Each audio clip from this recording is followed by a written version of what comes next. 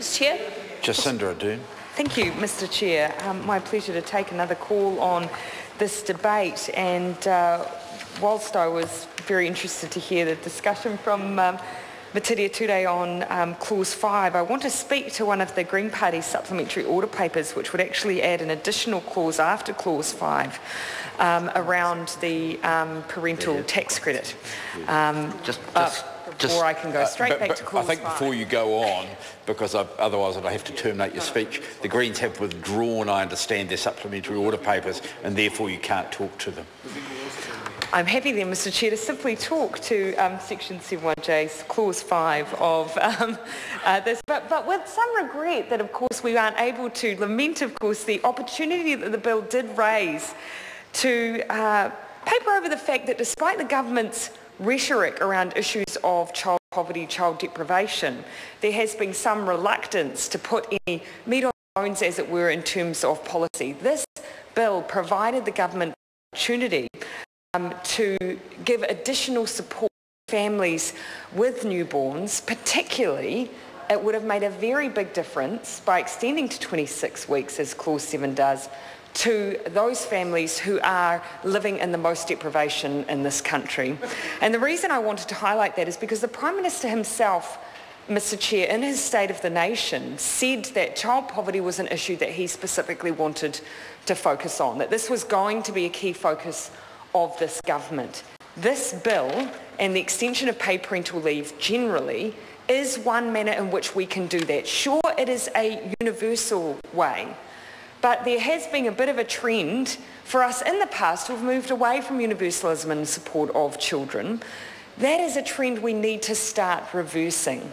In fact, we saw that trend even more further entrenched, Mr Chair, with the last budget initiatives around the parental tax credit. And Mr Chair, this is relevant because we're talking about universal extension around the duration of paid parental leave versus other mechanisms which have previously been proposed.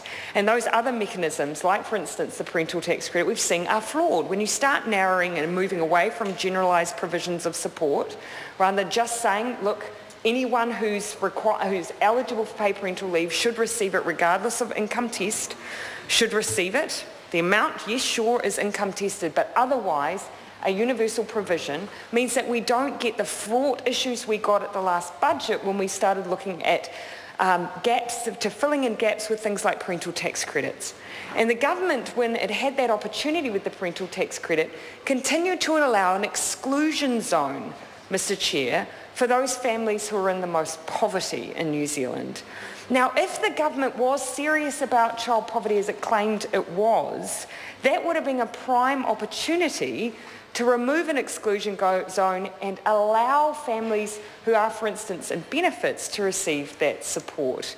That, of course, unlike this clause, which talks about an extension beyond 18 weeks, that, however, was not for a full 26. That, again, was a very narrow range of support.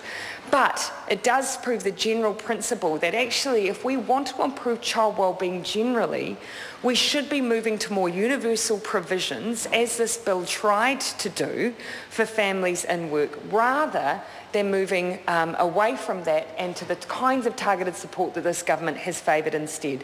And I've heard it reiterated in this House again, Mr Chair.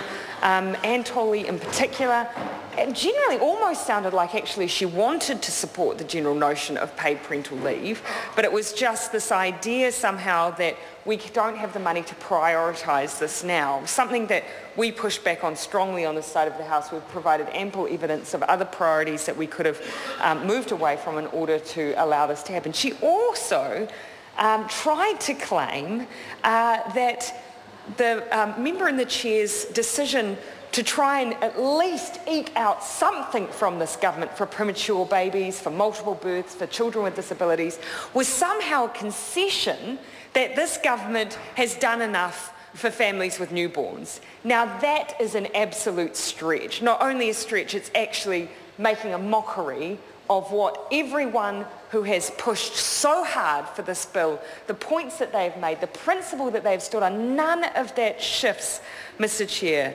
The fact that the member in the chair has been willing to make the amendments that we're seeing today is an example, I think, of just really principled pragmatism. It's saying we've gone as far as we can, but if this government is absolutely determined to veto what we've put forward in this bill generally, if they're that determined to that, we will make a compromise. Marama Fox.